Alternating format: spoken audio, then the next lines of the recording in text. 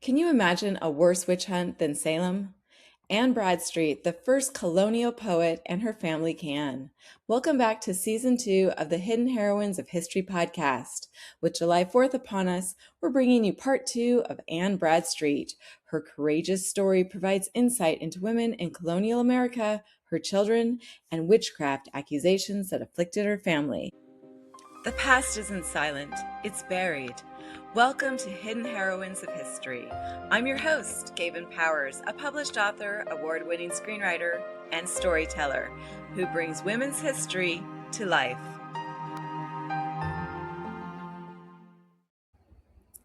In part 1, we talked about Anne Bradstreet and how she became the first colonial published poet. Man, woman, doesn't matter. That was her. It was Anne.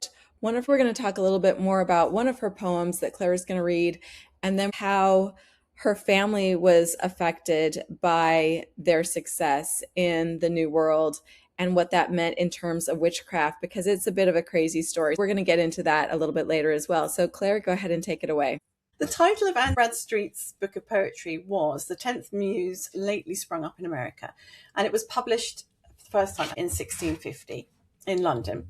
But there was a later edition published in 78, 6 years after she died, which included her annotations and corrections for some of the poems that were published in the first edition, plus her later poems. And one of the later poems was titled The Author to Her Book. And I thought this was an extremely interesting poem. It was prefaced by 3 men all saying how virtuous a woman she was. So this poetry was included in the second edition, and it's called The Author to Her Book. Thou ill-formed offspring of my feeble brain, who after birth didst by my side remain, till snatched from thence by friends less wise than true, who thee abroad exposed to public view, made thee in rags, halting to the press to trudge, where errors were not lessened, all may judge. At thy return my blushing was not small, my rambling brat, in print, should mother call.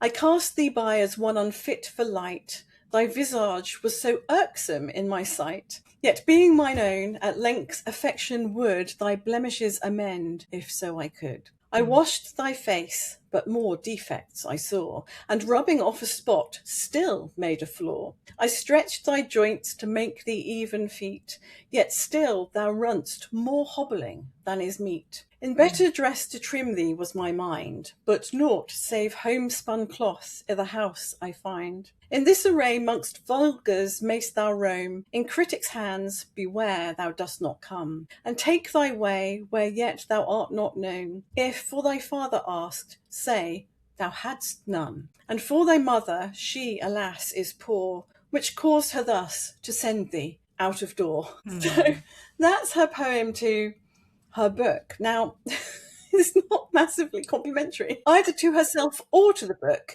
She called it a brag. She likens the book to her child, which I find really interesting because, of course, she's allowed to be a mother in the Puritan society. She's allowed to mother. So she's likening the child to a sort of slightly wayward, slightly embarrassing child. Right. She's calling herself feeble-brained. Which we know she's not. Obviously not feeble-brained, but she's calling herself feeble-brained. She is saying that her book would have remained unknown, but it was snatched from her by friends and exposed to public view abroad. So none of this has anything to do with her. This publication, nothing to do with her at all. It's all in the hands of somebody else. And of course, she wouldn't have done it. She would not have pushed her words forward, her brat. She wouldn't have pushed her brat forward, but it was stolen away from her and exposed to public view. And I love the humour of this. I really hope she has sort of had her tongue firmly in her cheek as she was writing this. It's another way of justifying what she's done. It's another justification of her work. And she in justifying getting this book published, writing these poems, she is denigrating it. She's diminishing her ability. She's diminishing the content. And I think it's clever. I think it's quite witty, quite funny. And I think it's slightly sad that she felt the need. But I different know. times, But you right? know what? Well, and the thing is women had to protect themselves. And this is another way to protect herself, to protect her family. Later on, they could say, your mother, she was glory bound and blah, blah, blah. But this is put in the record. No, she wasn't. She wrote this. It was snatched from her. It wasn't her choice. A man chose to do it, so it's okay, and he won't face reproach. But, it was done. This is interesting because this also segues into a tiny little snippet that has to do with, I think, why women back then, they had to cover themselves, they had to be protected. And soon after that, we do know that the Salem witch trials were happening. But as fortune would have it, or as life happens sometimes, one of Anne's 8 children, Dudley, she named her child Dudley after her maiden name, Dudley Bradstreet, married Anne Wood Price Bradstreet, and Dudley's wife, Anne, was actually accused of witchcraft. When those Salem witch trials came about, it didn't matter if you were rich, it didn't matter if you were poor. If someone wanted something and they had the ear of whoever had power at that point in time, it was enough to, capsize your life. And oh, hold on. Anne Bradstreet was accused during the Salem witch trials, and then it said that Dudley was accused of witchcraft after he refused to issue warrants for the accused witches, and her husband fled to avoid the arrest. So Wow. That's wild. But again, the Bradstreets became very popular, wealthy people. Who knows what friends they made, who knows who their frenemies were, or maybe they had become too powerful and someone wanted to take them down. Do you know what? That is fascinating because the Salem witch trials started 20 years after Anne Bradstreet died. And I presume at the point that Dudley and Anne were accused, within those trials, her husband would have died as well, I would imagine.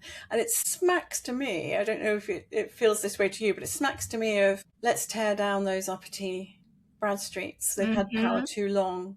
I don't know if that's the case. I'm surmising. Let me see if I can get any more information. Oh, this is fascinating. Okay, it says that the story of Anne Wood Price Bradstreet and her husband Dudley, apparently this is a turning point in the 1692 Salem witch trials because Dudley is often remembered as the son, as we know, of Anne Bradstreet, but he also played a pivotal role in ending the hysteria in Andover. He was one of the most prominent figures in Andover, Massachusetts. His position included Justice of the Peace, colonel of the militia, elect man, and town clerk. So he was very well thought after. For several months, Dudley had to perform his legal duties and he had to sign arrest warrants for 40 to 50 people. And then this Andover witch hunt eventually became more intense than the one in Salem, which is fascinating because I've never heard of the Andover witch hunt. No, the Salem one's the really famous one, isn't it? Right. So this is fascinating to me. It says the breaking point came in September 1692 after a touch test at the Andover meeting. During this event, blindfolded accused persons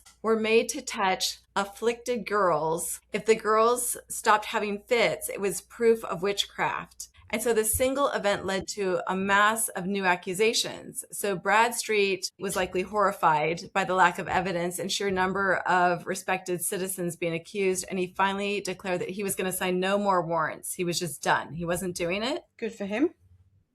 Yeah, exactly. Although it took him 40 to 50 people to get there, but still. Better late than never. Better late than never. Yep. And then it said the afflicted accusers did not take kindly to Dudley's defiance. So the afflicted, imagine you really want someone's husband and you're having this fit and you're not going to stop having a fit so that this guy's wife dies and then you can marry him. You can just imagine all the different reasons, or you want to take someone's land and then you stop having a fit. So, oh, look, their land, and all sorts of reasons. So in logic with the trials, anyone who defended a witch or hindered the prosecution of one was suspected of being a witch themselves. And almost immediately after he stopped issuing the warrants, the afflicted girls started accusing Dudley and his wife of witchcraft. So it looks like he was trying to stop the witchcraft accusations in Andover. And then the girls just turned on him and his wife, saying, they're making me sick. This has Mean Girls screaming all over it. They were accused of using magic to kill 9 people. Even his high status wasn't going to protect him from a biased court. So Dudley didn't wait to be arrested. He and They fled immediately and likely headed to modern day New Hampshire. But there's huge irony in all of this, isn't there? Huge irony, because one, they're meant to be godly people. Two, they've had to flee England because life is so uncomfortable for them there. And then they're creating an enormous discomfort of their own.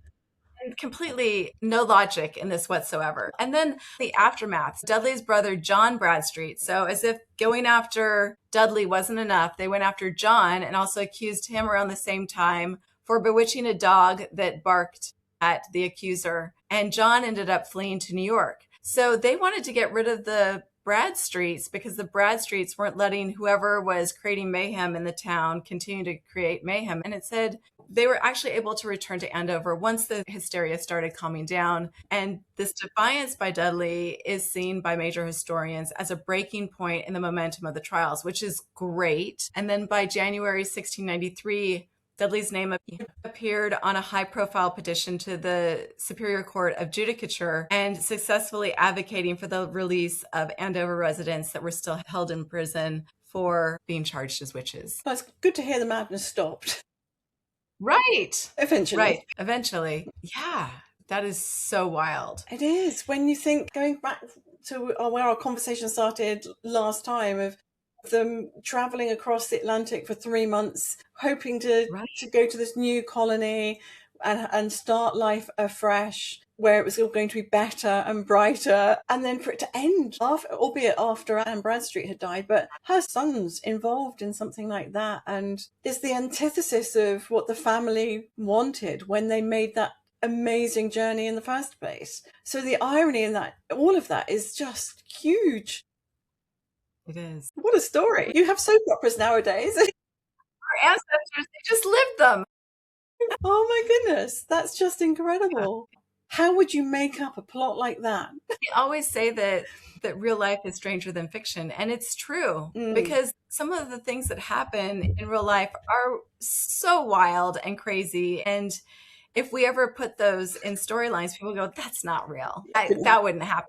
Like the crazy stuff, that's the real stuff that happens. The stuff that we're writing, it's very mild in comparison. If only we could get as wild and adventurous as that true life story. That's just incredible. Oh, I'm good. I got enough adventure in my life going on right now. I don't need to go to a new world and go through everything Bradstreet went through.